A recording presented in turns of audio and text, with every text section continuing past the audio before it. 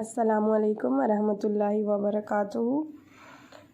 جلیل القدر خواتین کی زندگیوں کے بارے میں جاننے کا جو سلسلہ ہم نے شروع کیا، آج اس عظیم خاتون کے بارے میں ہم جانیں گے، وہ ہیں بنت فرعون کی مشاطہ۔ تاریخ نے بنت فرعون کی مشاطہ کہتے ہیں عورتوں کا بناؤ سنگار کرنے والی عورت کا نام یاد نہیں رکھا، لیکن اس نے مشاطہ کا عمل اپنے ریکارڈ میں محفوظ رکھا ہے۔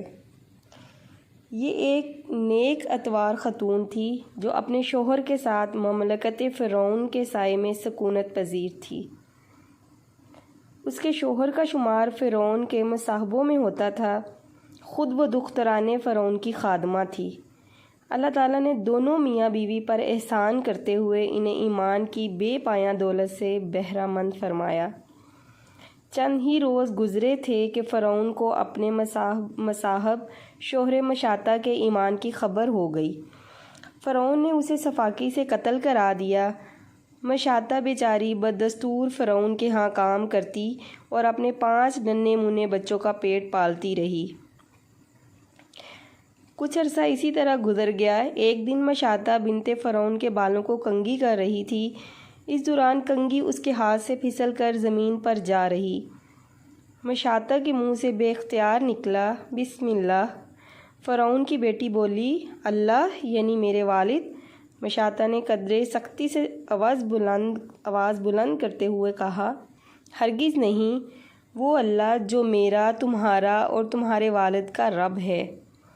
بنت فرعون کو حیرت ہوئی کہ میرے والد کے علاوہ بھی کوئی ہستی ہے جس کی عبادت کی جاتی ہے۔ اس نے اپنے باپ فرعون کو بتایا تو اس سے بھی تعجب ہوا کہ محل میں کوئی ایسا بھی ہے جو اس کے سوا کسی اور کو پوجتا ہے۔ اس نے مشاطہ کو بلا بھیجا، پوچھا، کون ہے تمہارا رب؟ فرعون نے گرج کر کہا، میرا اور آپ کا رب اللہ ہے۔ مشاطہ نے نہایت اطمینان اور جرأت مندی سے جواب دیا۔ فرعون نے مشاطہ کو حکم دیا کہ اپنا دین چھوڑ دے۔ وہ نہ مانی تو اپنے سپاہیوں کو حکم دیا کہ اسے لے جاؤ اور قید خانے میں ڈال کر اذیتیں دو۔ ساری اذیتیں مشاطہ سہتی رہی، لیکن وہ اللہ کے دین پر ثابت قدم رہی۔ کسی صورت اس کے جو پاؤں ہیں وہ ڈگمگائے نہیں۔ آخر فرعون کے حکم سے تانبے کی ایک بڑی سی ہانڈی میں تیل گرم کیا گیا۔ ہانڈی خوب جوش مارنے لگی تو فرعون نے سپاہیوں سے کہا، مشاطہ کو ہانڈی کے روبرو لایا جائے۔ مشاطہ نے کھولتے ہوئے تیل کی صورت میں عذاب کا منظر دیکھا تو دل میں کہا کہ کوئی پرواہ نہیں، زیادہ سے زیادہ جان ہی چلی جائے گی، اس سے اوپر اور کیا ہوگا۔ فرعون کو مشاطہ کی بے خوفی کا ادراک ہوا تو اس بے رحم نے سوچا کہ اسے اس کے 5 یتیم بچے اپنی جان سے زیادہ پیارے ہیں، کیوں نہ ان کے ذریعے سے مشاطہ کے عذاب کی شدت اور دردناکی میں اضافہ کیا جائے۔ اس نے 5 معصوم بچوں کو حاضر کرنے کا حکم دیا۔ انہیں لایا گیا۔ وہ بے خبر گول مٹول آنکھوں سے ادھر ادھر دیکھ رہے تھے۔ انہیں معلوم نہیں تھا کہ کہاں لے جائے جاتے ہیں۔ ماں کو دیکھتے ہی اس سے چمٹ گئے اور رونے لگے۔ دکھیاری ماں بھی ان کے انجام کو سوچ کر رونے اور اپنے جگر گوشوں کو بے اختیار چومنے لگی۔ ننھے کو اس نے گود میں لے کر سینے سے لگا لیا۔ سپاہیوں نے فرعون کے حکم سے بڑے بچے کو اٹھایا اور کھولتے ہوئے تیل کی طرف چل پڑے۔ بچہ چیختا چلاتا اپنی ماں کو پکارتا اور سپاہیوں کی گرفت سے نکلنے کی کوشش میں ہاتھ پاؤں مارتا رہا۔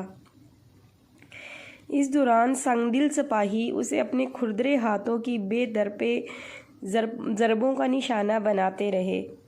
رنج و الم کے مارے نڈھال ہوتی ماں اسے الوداعی نظروں سے دیکھتی رہی۔ سپاہیوں نے بچے کو ہانڈی میں اچھال دیا۔ چھوٹے بھائیوں نے اس بھیانک منظر کی تاب نہ لاتے ہوئے ننھی ننھی ہتھیلیوں سے آنکھوں کو ڈھانپ لیا۔ جوش کھاتے ہوئے تیل نے آن کی آن میں اس معصوم کے کمزور جسم کو نگل لیا۔ ننھی منھی سفید ہڈیاں تیل کی سطح پر نمودار ہوئیں تو فرعون نے مشاطہ کی طرف دیکھا اور کہا کہ اب بھی وقت ہے، اللہ کا انکار کر دو۔ مشاطہ نے اس کا مطالبہ سختی سے رد کر دیا۔ فرعون کو طیش آ گیا۔ اس درندہ صفت کے اشارے سے مشاطہ کے منجلے بیٹے کو بھی اٹھا کر ہانڈی میں پھینک دیا گیا۔ ماں دیکھتی رہ گئی، اپنے بھائی کی طرح اس کی ننھی منھی سفید ہڈیاں بھی اوپر آ گئیں۔ مشاطہ کے پائے استقلال میں ہلکی سی لغزش بھی نہ آئی۔ یکے بعد دیگرے تیسرے اور چوتھے بچے کو بھی کھولتے ہوئے تیل میں جھونک دیا گیا۔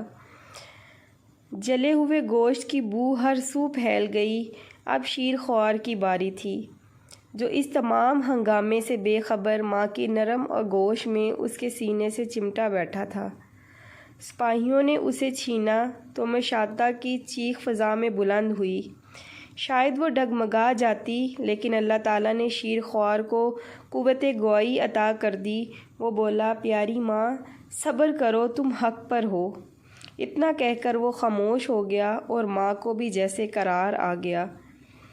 مشاطہ اپنے پانچوں جگر کے ٹکڑوں کو قربان ہوتے دیکھ چکی تھی۔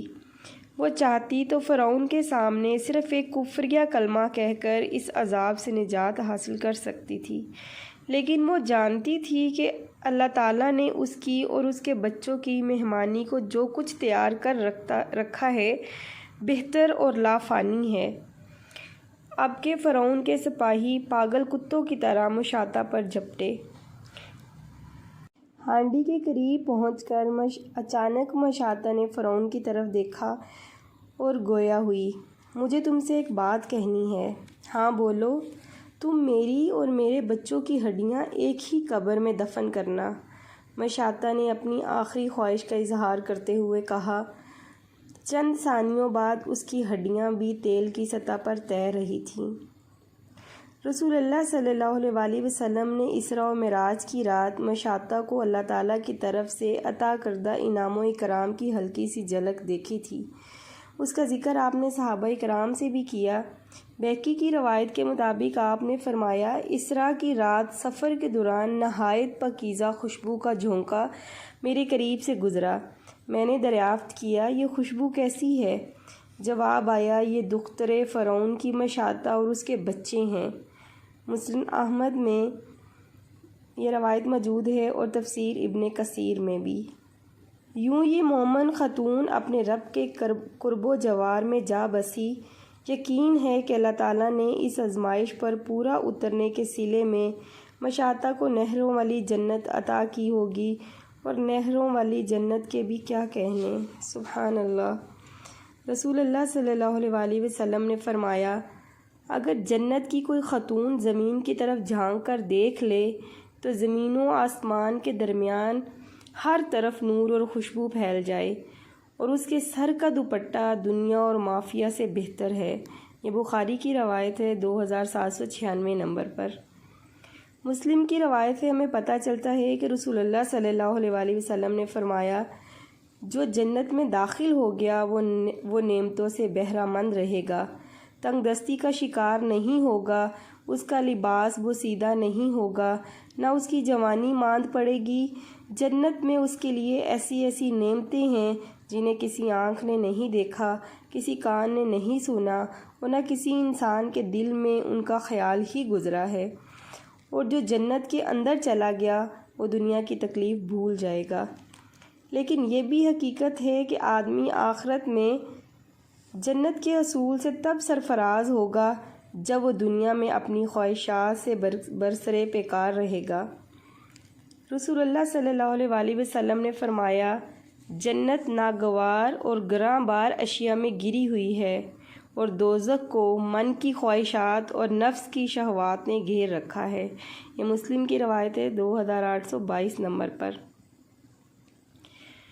تو اس لیے میری پیاری بہنوں، آج مشقت برداشت کر لیں، صبر سے کام لے لیں تو کل آخرت میں آرام پائیں گی۔ روز قیامت اہل جنت سے کہا جائے گا، سورہ رعد کی آیت نمبر 30 ہے، تم پر سلامتی ہو اس کی بدولت کہ تم نے صبر کیا، اور آخرت کا انجام بڑا اچھا ہے۔ اور اہل دوزخ سے فرمایا جائے گا، تم اپنی عمدہ اشیاء اپنی دنیا کی زندگی میں ہی لے گئے اور ان سے فائدہ اٹھا لیا، سو آج تمہیں ذلت کے عذاب کا بدلہ دیا جائے گا، اس لیے کہ تم زمین پر نہ حق تکبر کرتے تھے اور اس لیے کہ تم نافرمانی کرتے تھے۔ دختران فرعون کی مشاطہ تو اس عظیم اور کڑی آزمائش کے باوجود اپنے دین پر قائم رہی اور اس کے قدم نہیں ڈگمگائے، لیکن آج حوا کی بیٹیوں کی زندگیوں کا جائزہ لیں تو بڑے بڑے نیکیوں کے کام اور ایمان کے تقاضے تو کہیں دور کی بات، ایک نماز جیسا ہلکا پھلکا اور آسان عمل جو ہے اس کی پابندی کرنا بھی مشکل ہو گئی، اور نماز کی ادائیگی میں کوتاہی کرتے کرتے اور کسل مندی سے کام لیتے لیتے بالآخر نماز کو ہی ترک کر دیتی ہیں، اور نماز کو ترک کر کے کفر کا ارتکاب کر بیٹھتی ہیں۔ ترمذی کی روایت میں ہے، رسول اللہ صلی اللہ علیہ وسلم نے فرمایا، وہ عہد جو ہمارے اور منافقوں کے بیچ میں ہے وہ نماز ہے، جس نے اسے ترک کر دیا اس نے کفر کا ارتکاب کیا۔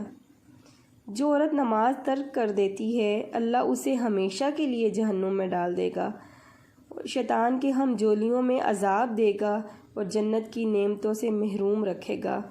رسول اللہ صلی اللہ علیہ وسلم نے نماز کے تارک اور اس کے متعلق سستی کرنے والوں کا انجام بد بیان کرتے ہوئے فرمایا، رات کو میرے پاس دو آنے والے آئے، انہوں نے آتے ہی مجھے بیدار کیا اور کہا چلیے، میں ان کے ساتھ چل پڑا۔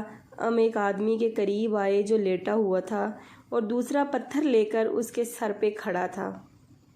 وہ لیٹے ہوئے آدمی کے سر پہ پتھر دے مارتا اور اس کا سر کھول دیتا، پتھر اس کے سر سے ٹکرا کر دور جا گرتا اور وہ آدمی جاتا اور پتھر اٹھا لاتا، اتنے میں لیٹے ہوئے آدمی کے سر کا زخم بھر جاتا، پتھر والا شخص آ کر پھر وہی عمل دہراتا۔ میں نے تعجب کرتے ہوئے کہا، سبحان اللہ، یہ دونوں کون ہیں؟ فرشتوں نے جواب دیا، یہ لیٹا ہوا آدمی قرآن پڑھتا تھا لیکن اس پر عمل نہیں کرتا تھا اور فرض نماز چھوڑ کر سو رہتا تھا۔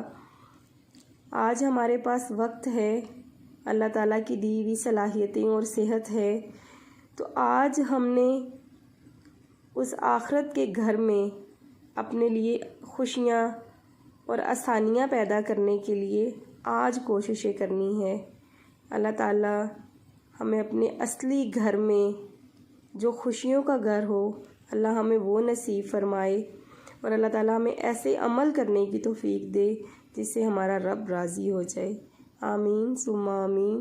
السلام علیکم ورحمۃ اللہ وبرکاتہ۔